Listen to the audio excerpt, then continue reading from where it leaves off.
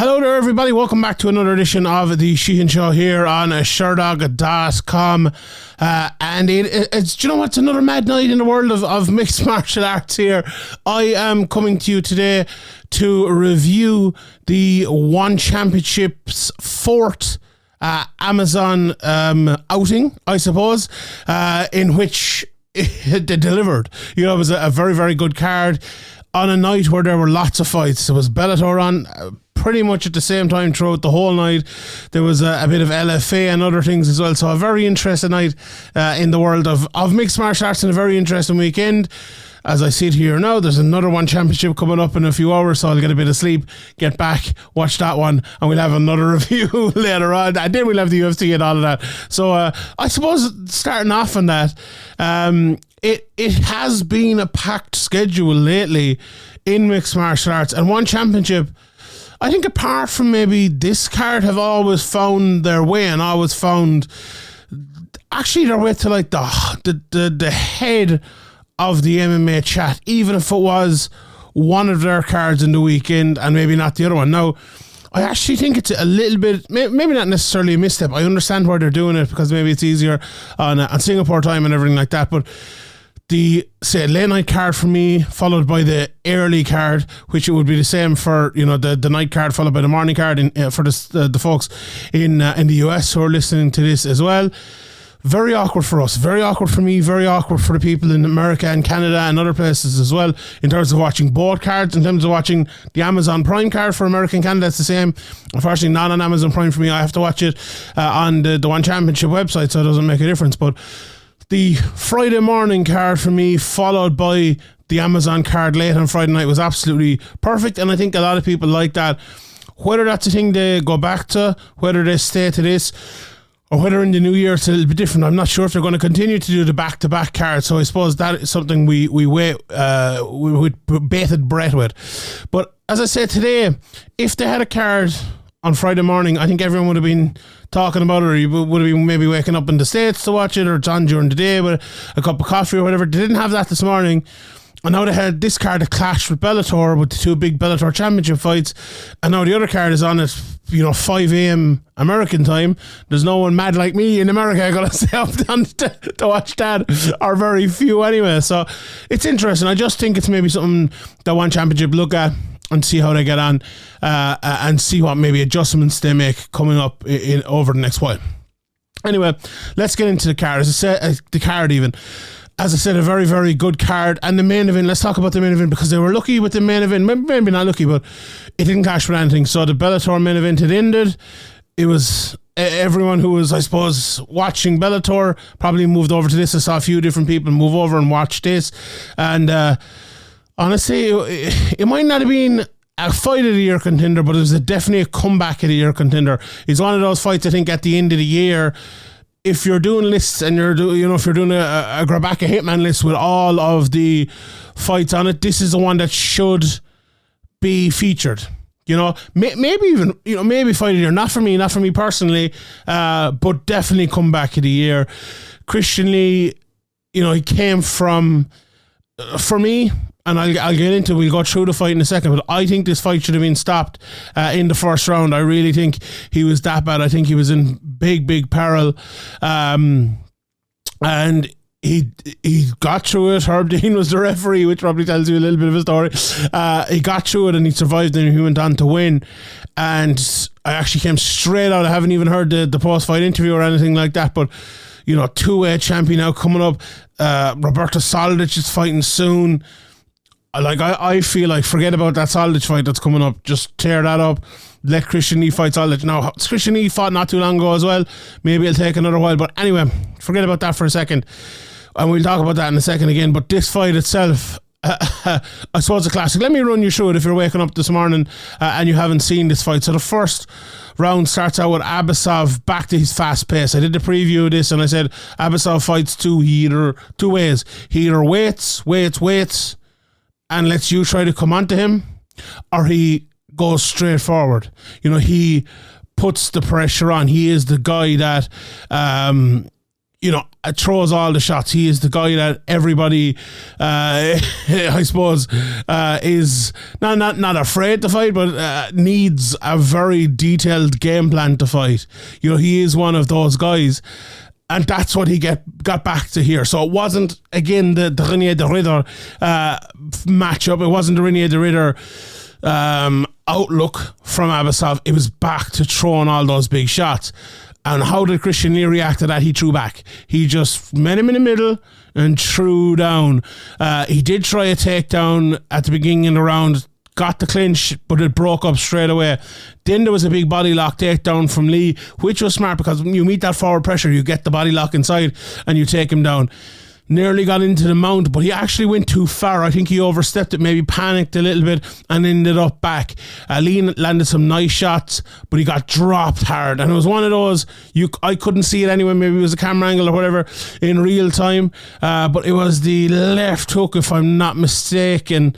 I was writing my notes after the round, so I looked up and looked down again, to try to get it. So it doesn't matter. It got dropped hard anyway, and then he was on Bambi legs for maybe a minute and a half after that. Lots of shots from Abbasov. Honestly, and I'll say it, I'll be very, very honest here. I thought this should have been a standing stoppage. I thought Herbdean should have stopped it at this point. Just eating so many shots, and to me he wasn't intelligently defending himself. Like, if you were to compare it to the Israel Adesanya one from last week, he was way more hurt, way more in peril, but look, I suppose maybe Herbdean was right and I'm wrong because he survived and he came back, but still it still doesn't sit right with me. I've maintained this and I've always said it doesn't matter what comes afterwards, it matters right in the moment. So anyway, Herb let it go with all the shots. Then Lee got a takedown, and it was a very tired, very hurt takedown. And it wasn't a takedown, actually. It was just a takedown try. Pushed him into the clinch. But then he did get the takedown into the side control and into mount. And at the end of the round, you're thinking to yourself, how did this guy get into that position? And it was fantastic for him. But then the second round starts and there's such a slow pace because both of these guys are so tired, and this really was the team for the rest of the fight. They were just so tired. Abbasov, he bounces forward, but he didn't. It was all his shots were tired. They were all so tired. Leading into the combination, he got a body lock takedown, and this was the best takedown in my opinion of the fight. Got into the mount. It looked like he was going to take over and maybe get the finish from that stage, but again, same mistake he made in the first round. Tries to transition, ends up back on the feet. Jab into the lovely knee to the body from Lee, and we'll talk about knees to the body in one of the fights later on as well. Lee at this point is just walking forward, and Abbasov is struggling. What got him back into the fight somewhat, or even not necessarily got him back in, but kind of get him some time. He went for a takedown. Didn't get it, but it got him some time. It slowed Lee down a little bit. We saw Lee start with the leg kicks in, and this turned into a big thing as we got towards the end of the fight. Lee landed a right hand that was more powerful than Abbasov, which was a big departure from the first round. But Abbasov, at the end of that second round, you could see a little bit of a second wind from him. In the third round, Lee's combinations, what stood out to me, lovely body kicks, right hand in after maybe 30, 40 seconds of the round. And then Abbasov landed one back. And when he landed a second right hand after Lee had landed one, to me it was one of those things like, okay, he's kind of back fighting now. The tiredness has gone out, not necessarily gone out of him, but he was back fighting, and you looked at the two of them, they were so tired, but they were still both fighting, and and that wasn't always the case throughout it because they were so tired. But it was, instead of just being tired, it was tired fighting.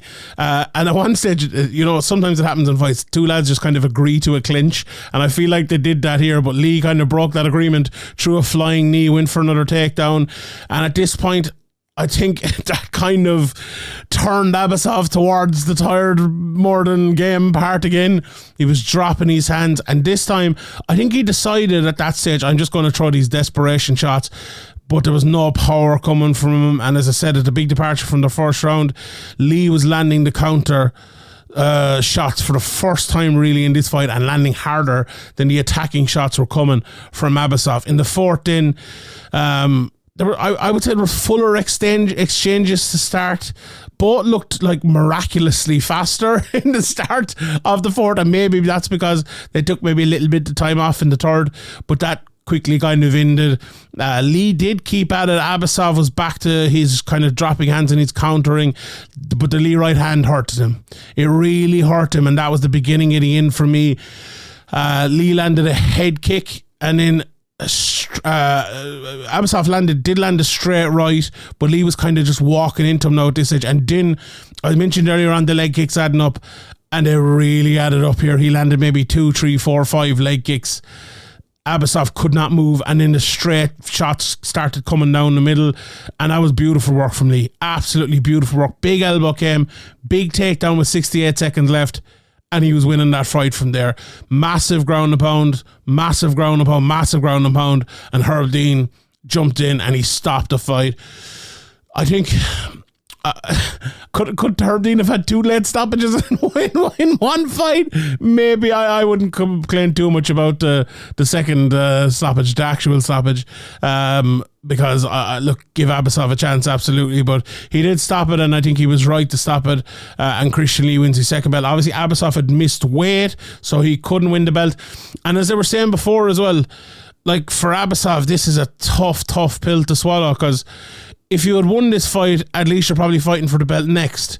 Now that you've lost this, you didn't lose your belt in the fight, and you're also like have no chance of getting the rematch. Like let's say like Adesanya last week, he was the champion, he lost the belt, so he has a chance of the rematch because he had the belt, but Abbasov didn't have the belt, so that fight's not going to happen next. There's going to be no rematch here, I would say, and a very immediately. Will these two lads meet again? I kind of hope so, because it was such an interesting fight.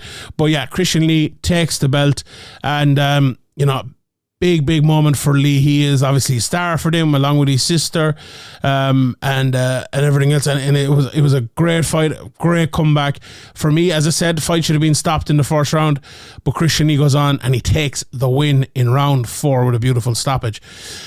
Right, let's go through the rest of the card here. Flyweight Muay Thai World Championship, Rodtang against Lasiri. Unfortunately for this one, it did clash. I think it clashed with the Usman or Magomedov fight, or was it the? Maybe it was the main event actually over in Bellator. But however, this was a very interesting 5-round battle. Look, Rodtang does, I suppose, what the best Muay Thai fighters in the world do. They start slow, they get quicker, they end fast. And that's exactly what he did. Round 1, Rodtang was just walking forward. Lasiri was landing some nice kicks. The power from the inside from Rodtang was the best thing, but it was such a slow pace in that first round. Flying knee was no good from Lasiri. Neither were landing much. It was just kind of Rodtang being cocky, walking forward and doing nothing really. Second round, a little bit more pace from Rodtang here. Couple of leg kicks and combos. Kind of butted him off balance with a shoulder at one stage. Some nice leg kicks from Rodtang, a nice right hand from Joe, and a left hook from Rodtang late in the round hurt Lasiri, I thought. In round 3, this is where Rodtang started to move. He was getting in closer. The right hand followed by elbows against the fence was big early for him. Lasiri was throwing back, but Rodtang was just landing harder. That's just a simple fact that I think this whole fight, 3 lovely lefts though, 1 to the body, 1 to the head, and then the second to the body again, I think it was. Or maybe it was only 1 to the body and 2 to the head. Looked really good from Lasiri, especially the one that landed to the body. Looked like, not necessarily it hurt Rodtang, but it was a lovely shot. Rodtang was going forward, but he wasn't really landing much. 2 nice right hands at the end of the round from Lasiri were probably the best shots after that body shot. So a good round there from Lasiri for me in the third, even though Rodtang came on. But finally in the fourth round, the pressure from Rodtang started to be effective. The power hooks from each hand were very good. Lasiri's counters were just falling away, falling away, and when falling away is the word, not failing. He was literally kind of falling over when he was trying to counter. Body shots hurt Lasiri, and then a second and a left hook to the head. It was all Rodtang at this stage, and he got a hard knockdown towards the end of that round. The pressure was absent, kind of. in the start of the 5th round, there was a bit of clinching from Lasiri, and he did a good job of it. But then there was a knockdown with the right hand. Rodtang was joking that Lasiri was running, but there was another right hand late, and then that was followed by another and another and another, and it was a very, very good finish from Rodtang after maybe, I would say, an outing that he mightn't have been too happy with. I don't think it was his best performance. I don't think it was the best fight he has had in a while. And I think he looked back at that one with a bit of, maybe a bit of I could have done better on that one, to be honest. But all in all, a good win. He did end up winning the decision, and a good fight from him there. To me, the best performance of the night, arguably, was Stephen the Sniper Loman against Bibiano Fernandes. He just decimated him. Bibiano was throwing big shots early, but Loman was just walking him down. And when I say walking him down, I'm absolutely walking him down. Bibiano kind of calmed it after that, but Loman was just very, very fast, way faster than him, landing leg kicks and exiting. A takedown for Loman, and this was kind of, I went to the very end, it's a funny thing to say, something that happens in maybe the first 90 seconds of the fight, but to me this is the beginning of the end. That takedown for Loman just changed everything. Bibiano got up and he got out fast, but the aura of the fight from that point just changed. Loman got a lovely kick to the body. Bibiano landed a few high kicks into takedown attempts, but they were no good. Loman was just winning the clinch all the time, landed a beautiful straight left at the end of the round, the first round.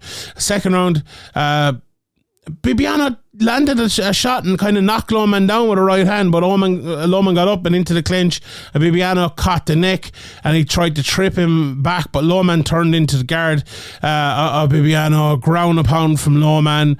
At the halfway point, he had landed enough to probably bring back anything that Bibiano had gotten in that one. Bibiano went for a triangle attempt, but Loman took his back. He couldn't control it, so they got back up. Loman then landed a big takedown again. Big ground and pound, short elbows, and then huge hammer fists from Loman. Bibiano again with the triangle was no good at the end of that round. And in the third round, Bibiano was coming forward, but Loman got the takedown yet again. Kicks from Lint, I think once they got back up, were a big thing from Loman here, and he just kept the fight easy, I thought, in the third. Loman got another takedown to midway point of the round, into the clinch, into the slam. Takes the back of Bibiano, and Bibiano gets up, but he got thrown again. Big ground and pound from the back right. Bibiano gets to the guard. Elbow from Loman, lots of ground and pound. Maybe I gave Bibiano too much in that recap there. It was mostly Loman. He landed all the good stuff, and it was a brilliant display from him there. Next fight on the card was a welterweight Muay Thai fight between Cosmo Alexandre and Juan Cervantes. Very slow pace from this one. Cervantes was kind of just, I don't know. To me, it looked like, no, I don't want to say it that way. I was going to say he was waiting to get knocked out, but from my point, from the viewer's point of view, it looked that way. He was trying his best. He was landing some nice leg kicks. He was probably winning the fight until he got finished, if we're being honest, because Cosmo wasn't doing much. There was a low kick late in the first, and then in the second round, Cosmo landed with a higher pace. He was fighting at a higher pace. It looked like one guy was fighting and the other land was sparring, if you want to put it that way. And he wasn't, but it looked that way just because of the difference in pace and power. And then the finish came. Big right hand from Alexandre, followed by a big knee, followed by a massive elbow, which knocked Cervantes down, and he could not recover, and he could not get up, and he could not continue. This, if you're not a Muay Thai fan or anything like that, find a replay of this 3-shot combination to end this was just beautiful. It was absolutely miraculous stuff altogether. I absolutely loved it. The fight I thought would be maybe fight of the night coming in. Not necessarily fight of the night coming in, but would end in maybe knockout of the night. I almost did that, but it was, oh my god, the power that these two lads, and it's Kim Jae-won against Kevin Belingon. It didn't go too long. Kevin caught a kick and got a takedown early, but they were up quickly after referees warning. That's the one thing about one championship. The referees warn very, very quickly, and it feels like it causes the fighters to move, and then it causes them to get back up, which you can argue, is a good or a bad thing. Some people do like it, some people don't like it. However, what happened here after that was Kim was walking forward after he got taken down, which is not like him. If anyone has listened to my previews, he is a guy that kind of steps forward, waits for you to come out, and encounters you. He's not a walk forward. He's not a forward pressure type of guy, but he was here, and that caused Belingon to land a big right hand straight down through the middle. But Kim, to me, is one of the best counter strikers in the sport of MMA. I think his counter striking is right up there with the very best. And what was it that happened to him here? He landed a counter strike again, and it was him backing up this stage. He was usually he's in control of his counters. This time he wasn't really. He was backing up and he just threw one out there. The reverse left hook counter from Kim absolutely drops Kevin Belingon. Big ground and pound, and the ref steps in and finishes it. Beautiful. I think someone described it as a fadeaway left hook, and that's exactly what it was. Lovely finish there from Kim Jae-woong, who's an assassin. I love watching him fight. The Fighting God is his nickname, and I wouldn't disagree with that. Bit of Muay Thai in before that in the lead card. That was the main card, so a very good main card. Lead card, Jonathan Haggerty against Vladimir Kuzmin. I think Kuzmin did better in this fight than I was expecting. A lot of people talked up Haggerty coming into it. Slow start again. Look, as there tends to be in these Muay Thai fights, Kuzmin just seemed a bit faster to the punch. Haggerty didn't really have much rhythm in the first round. Massive head kick from Haggerty got him into the fight in the second round, looking better, landing better in the second, and in the third, some early kicks from Haggerty. Kuzmin landed a spinning elbow. Haggerty landed a head kick, bit of a back and forth. Lovely Kuzmin left hand laid, and then Haggerty kicks to the body. To me, it was a very, very close fight. They announced a majority decision, so a majority decision is usually like someone gets a 10-8 round, or someone gets a 10-10 round maybe. I'm not sure exactly. I haven't seen the cards. This is scored as 3 individual rounds rather than a full bout like other one championship ones are. So interesting. Anyway, look, Haggerty probably the deserved winner, and fair play to him.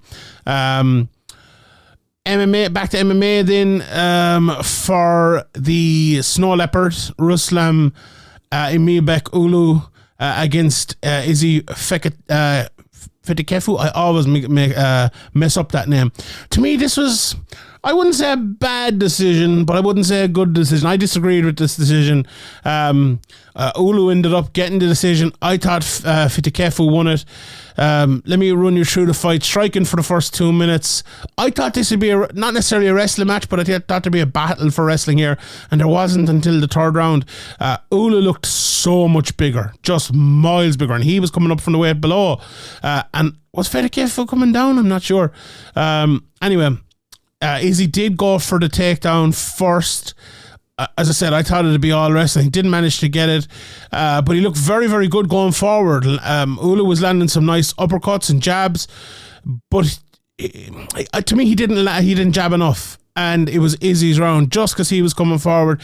He was landing the better shots. He was the better technical striker for me in that first round, and landed the more powerful shots as well. In the second, Uulu coming forward more, I thought.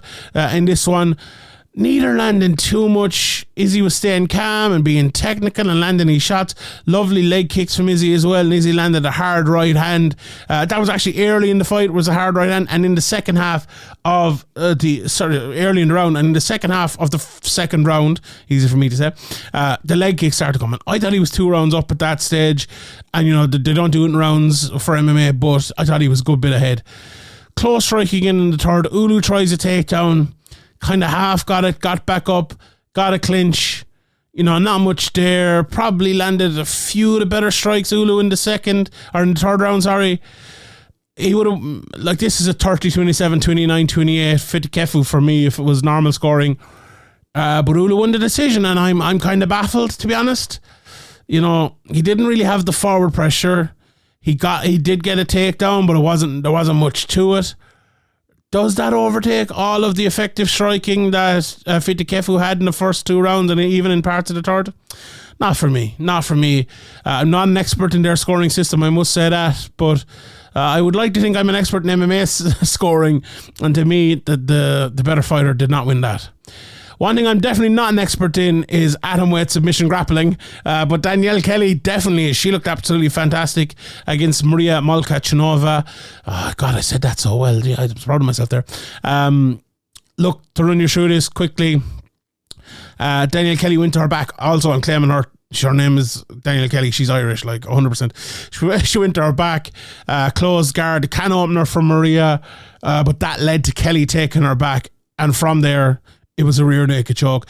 Mariia did a great job of defending it at the start. It looked like it was there. Then there was a bit of a neck crank and she kept pulling up her head to try to get it. But once they kind of transitioned and they moved, and Mariia kind of got back standing with Danielle Kelly on her back, it was then she adjusted and was able to get the rear naked choke. At first she was kind of too high up with the body triangle, wasn't able to get it. The readjustment came and she got the rear naked choke in the end. The first fight of the night then was the lightweight Muay Thai bout between Liam Nolan and Eddie Abbasov. The knees from Nolan were absolutely fantastic here. He was almost throwing him like an uppercut. They were that good when they were coming inside. Thought they were so good. Big and strong was Nolan.